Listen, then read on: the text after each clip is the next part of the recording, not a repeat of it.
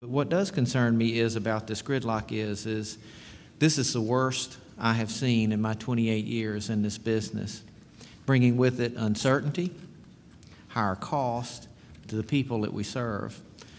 You know, and frankly, this is a great example of the gridlock that I think is, I guess, we're experiencing throughout government in some cases, but certainly what's going on at EPA with its regulations is really at the epicenter of it for me.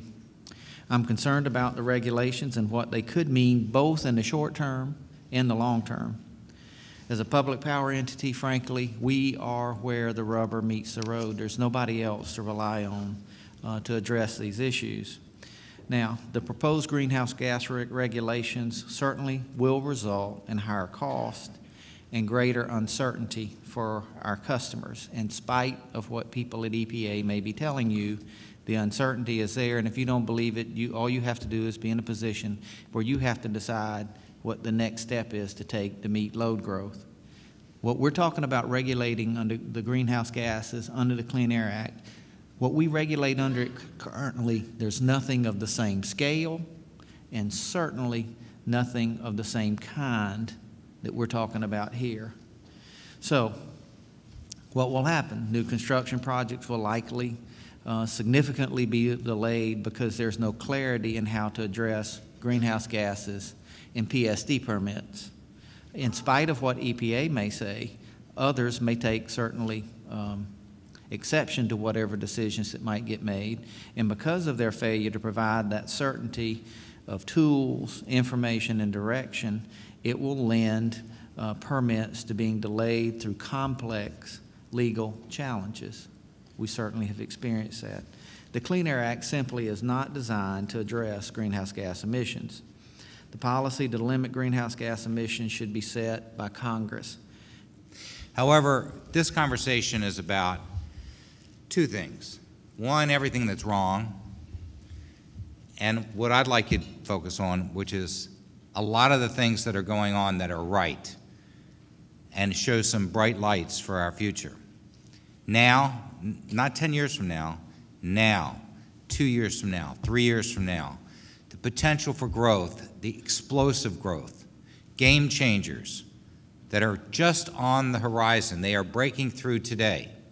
NEMA is a group of not only just energy marketers, but marketers of retail and wholesale, natural gas, electricity, and all of the products and services and extremely advanced technologies that are energy related and non-energy related, but around the energy space that add value to the energy chain from Austin to Boston and from a generator to the switch to the light bulb. Now the good news, all that stuff's easy, in my opinion.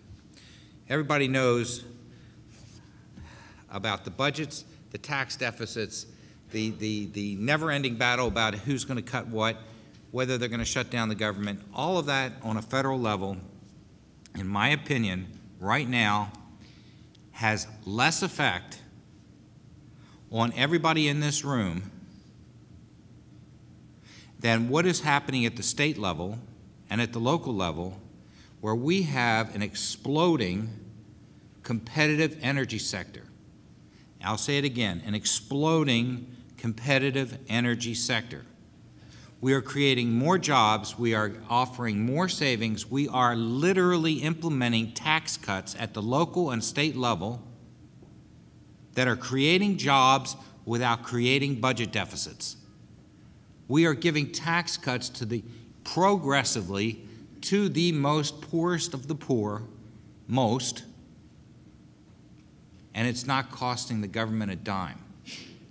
It's not creating one deficit dollar. Indeed, it's creating thousands, and I mean thousands, and in some cases tens of thousands of new jobs, new economic activity, and a stimulus effect at the very, very heart of our economy, and nobody's thinking that way. But the new governors that are in place, they are of a mind to start thinking this way. And do not be surprised if state the states start to take the lead in energy policy in this respect, because competitive dollars are not government dollars. We're 100% at risk. There is no cost-plus model here. If we can't do it better, cheaper, faster, we don't exist. And nobody is guaranteeing our rate of return, ever. We go out of business if we don't make our rate of return, period. So here's the good news. If Congress can legislate on anything, energy policy is probably in the top 3 or 4 issues that it can surmount, and that's because energy policy has traditionally been bipartisan. The 2005, 2007 energy bills had 75 and 86 votes, respectively, in the Senate, and there's actually quite a bit of motivation across the spectrum to do some things on energy policy. Now, we all understand that climate change is not going to be a defining engine for energy policy anytime soon. But there are 3 or 4 instruments that I think Congress could rally around. There's certainly infrastructure. Everyone wants to build new stuff. And I think that that unites, while there's a debate over what that stuff is, and there's certainly going to be a debate over how you fund it, there's a strong interest in trying to address the permitting issues that affect windmills, as much as nuclear power plants. And I think that there is potential for some consensus there. Market failures, fancy way of saying saving people money. I think when you can, in fact, demonstrate that a certain set of regulatory standards save people money in a kind of discernible, 2 or 3 year time frame, that tends to generate some support. And subsidies.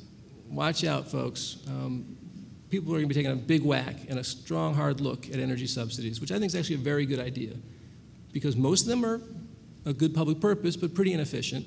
And many of them we have no ability to indicate whether they're in fact serving their desired public purpose. So I think not focusing on just oil or focusing on just renewables, but I think a broad look at taxpayer investment in energy subsidies will be on the table if energy moves forward. But I think regardless of the policy gridlock that we are seeing here in Washington, from a renewables perspective and specifically solar, we're going to see rapid deployment of the technology continue to happen with or without strong federal support. The question really becomes, how quickly is it going to happen and to what scale? But as most people know, historically with renewables, the support has largely been at the state level. Obviously, with the exception of the federal 30% investment tax credit and the recent 1603 cash grant program, most of the activity has been at the state level. But with those federal policies, I think it's important to remember that the ITC was first enacted under Republican leadership. Energy security and jobs are critical issues for both sides of the aisle, and therefore, well, I think many people in the renewables sector have concerns over what's going to happen on a federal level.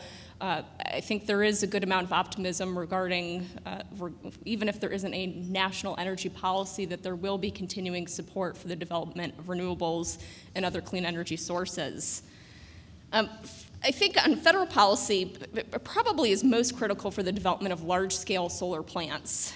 They're quickly becoming cost competitive, but programs like the ITC, the cash grants, loan guarantees are critical to continue to make sure that those large-scale projects are getting built and put in the ground.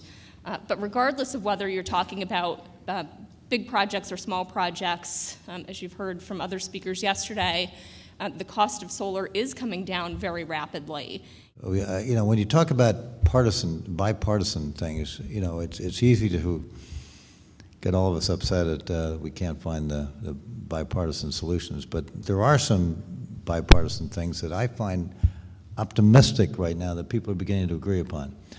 Number one, you used to have Democrats saying it was all going to be renewables and energy efficiency. You used to have Republicans saying you can only do it with oil and nuclear power, whatever.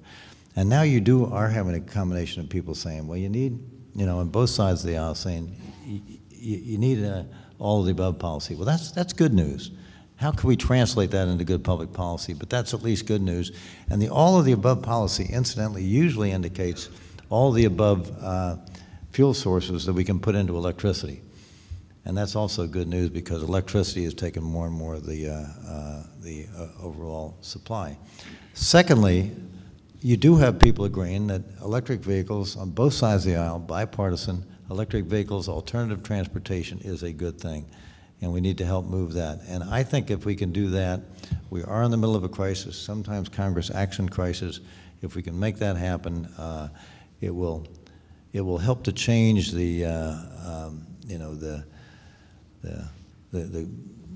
lethargy we've had over the last 40 years on energy policy by helping electricity make a major roads into the transportation sector. And if we do that, I think it'll illustrate that we need all the energy supplies on the electricity side to make it happen, and the transmission lines and the other things to make it happen.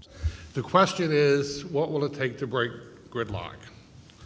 Well, let's see. If you look back over 10 years, we've had the California power crisis, we've had the Eastern blackout, we had the threat of $5 gasoline, we had an environmental disaster in the Gulf of Mexico, we've had coal mining accidents, we've had gas pipeline explosions, we had a war in Iraq, a major economic collapse, and the threat of climate change. And all of those items were insufficient to motivate a national consensus on a comprehensive energy plan. So is it going to take something that's much worse than the combination of all of those events before our country gets motivated? Hopefully not. Hopefully cooler heads will prevail and we will move forward. Because something worse than all of those is kind of in the range of unimaginable, like September 11th as an example. Finally, from NARUC's perspective, the kinds of issues that we're working on right now are in some ways a fallout from the gridlock situation, and just touching on a couple of them, notwithstanding what Congress decides to do with EPA rulemaking, our members are preparing for the fact that there will be rules, and the hope is that they will be, that the commissions can work with the utilities to work within those rulemakings to make sense of them. And for that reason, our association adopted a set of policy principles 2 weeks ago that focus on what we think is important: reliability, affordability, implementability, if that's a word, as we go forward. And so that's clearly an area where we see a lot of activity moving forward.